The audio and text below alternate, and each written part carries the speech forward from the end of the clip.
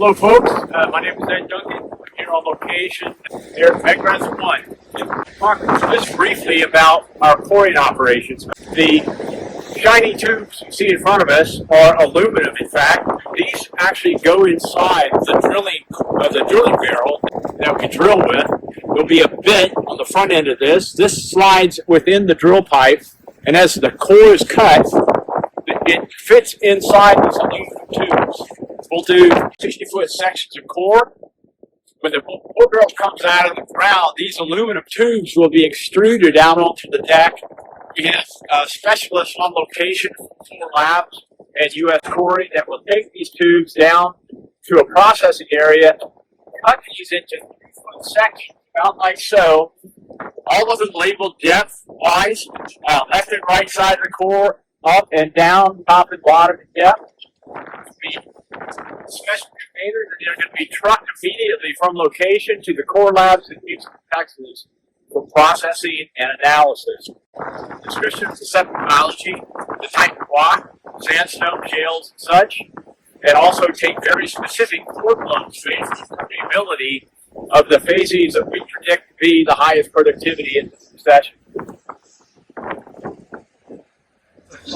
It's a 5-bladed PDC core head. Each one of the blades, you have flats on the inside, which cut the 4-inch OD of the core, and then we have ports. We have ports inside each of the junk slots. All your flow goes down through your tubulars, and it'll go out that port. So that's what gives you the horsepower at the bit to keep it clean. Will flow between the annulus, between the inner tube and the outer barrel. It goes on the end of one of those aluminum inner tubes, and it is hanging on the inside of the coring assembly. That's what's hanging from the aluminum.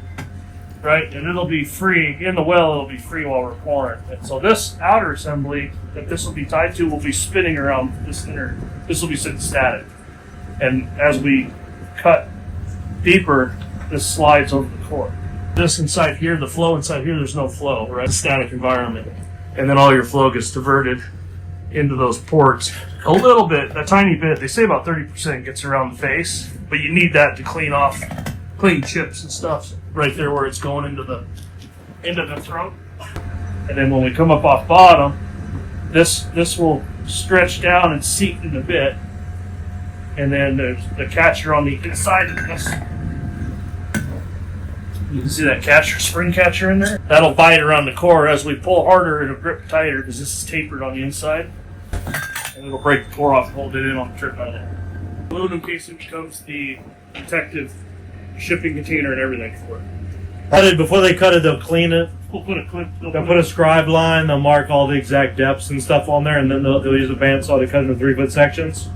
They'll cap each one. They may shim it because there's a little bit of annulus between the inner tube and the core, so it doesn't roll around. They'll put that on there, duct tape it. Then they got some core box, so it'll go back to town.